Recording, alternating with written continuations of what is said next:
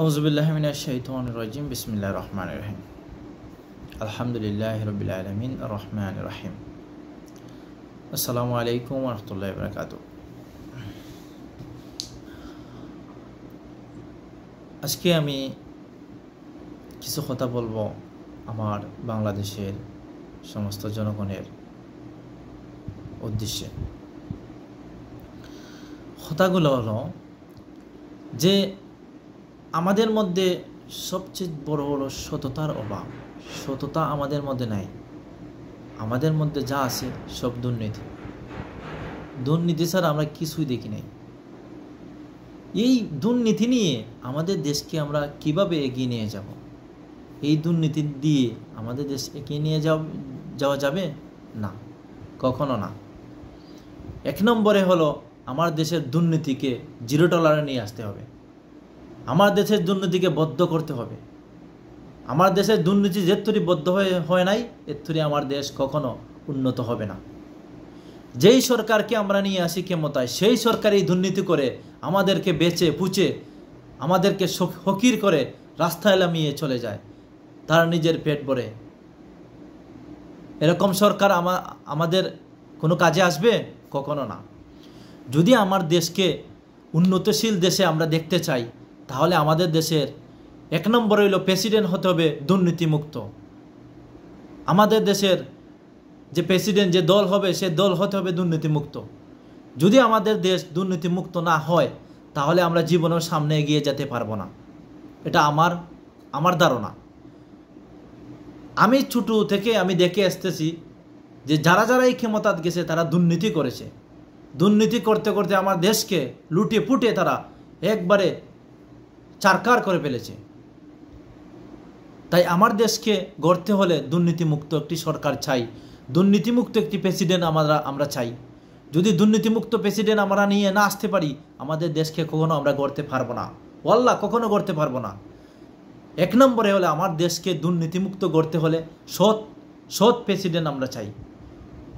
এখনই সময় বাংলার জনগণ, এখনই সময় বাংলার জনতা, এখনই সময় দুর্নীতিমুক্ত একটি বাংলাদেশ গড়ার। আমার দেশের প্রশাসনকে এক নম্বরে দুর্নীতিমুক্ত করতে হবে। কারণ আমার দেশের সার্বভৌমত্বে ভূমিকা রাখবে প্রশাসন।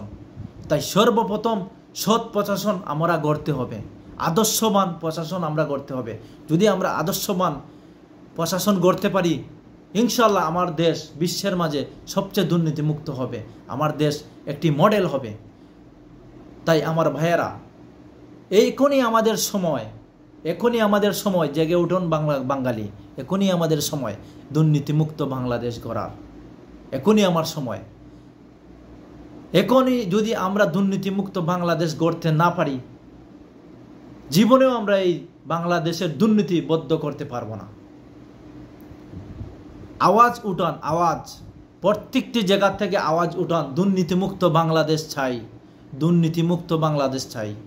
একটি স্বাধীন বাংলাদেশ চাই, যে স্বাধীন বাংলাদেশে মানুষ স্বাধীনভাবে কথা বলবে, যেই বাংলাদেশে মানুষের ইনসাফ মানুষ ফিরে পাবে, যেই বাংলাদেশের প্রশাসন হবে উন্নত মানের প্রশাসন, যেই বাংলাদেশের রোল মডেল সারা বিশ্বের মানুষে ফলো করবে, এরকম একটি প্রশাসন, এরকম একটি দেশ আমরা চাই। যদি এরকম দেশ আমরা গড়তে না পারি, আমাদের যে সামনের ভবিষ্যৎ, আমাদের যে বাচ্চা কাচ্চা, তাদের জন্য অনেক অনেক মুশকিল হয়ে যাবে। ভাইয়েরা, দুনিয়াতে থাকার জন্য আমরা আসি নাই, দুনিয়া থেকে আমরা চলে যেতে হবে একদিন। এই দুনিয়ার মায়া ত্যাগ করে আমাদেরকে চলে যেতে হবে একদিন। কিয়ামতের ময়দানে আল্লাহ রাব্বুল আলামিনের কাছে আমাদেরকে হিসাব দিতে হবে প্রত্যেকটা অপকর্মের। আমরা যে অপকর্ম করতেছি, প্রত্যেকটা অপকর্মের হিসাব আল্লাহর কাছে দিতে হবে। তাই এখনই সময় আছে আল্লাহর ভয় মনের মধ্যে ঢুকান। যারাই ক্ষমতায় যান, যারাই রাষ্ট্র চালান, আল্লাহর ভয় মনের মাঝে রাখেন। যদি আল্লাহর ভয় মনের মাঝে না রাখেন, তাহলে আপনারা হলো সবচেয়ে ব্যর্থ।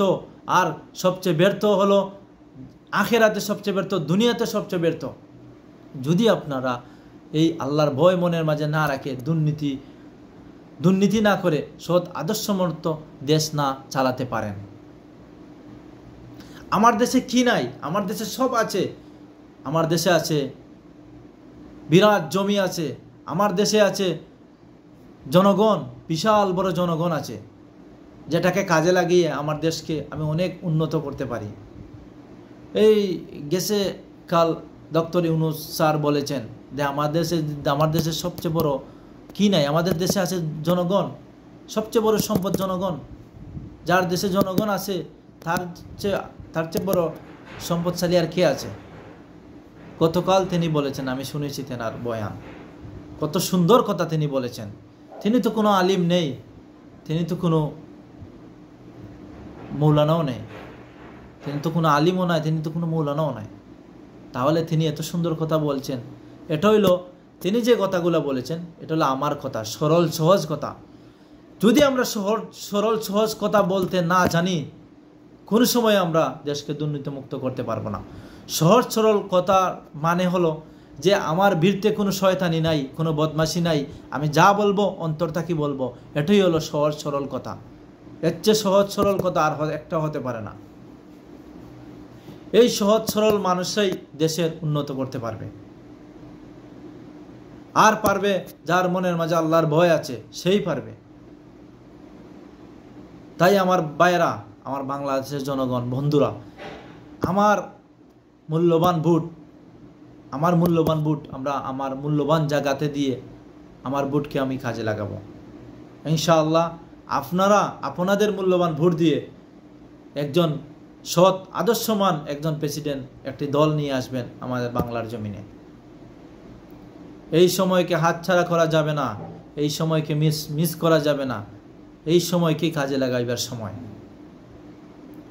যদি আমরা এই সময় এটা কাজে না লাগাইতে পারি, জীবনেও আমরা এই সময়কে কোনো সময় আর এই সময় আমরা ফিরে পাবো না আমাদের হায়াতের খাতায়। কারণ আমাদের তো কোনো গ্যারান্টি নাই। যদি ভালো কিছু করে যাই, তাহলে আগামী যে প্রজন্ম আসবে তাদের কাছে আমরা ভালো হয়ে থাকবো, ইতিহাস হয়ে থাকবো। আর যদি ভালো কিছু করতে না পারি, এরাই আমাদেরকে থু দেবে, লাঞ্ছিত অপমানিত করবে। তাই এরকম জীবন গঠন করে কোনো ফায়দা নাই।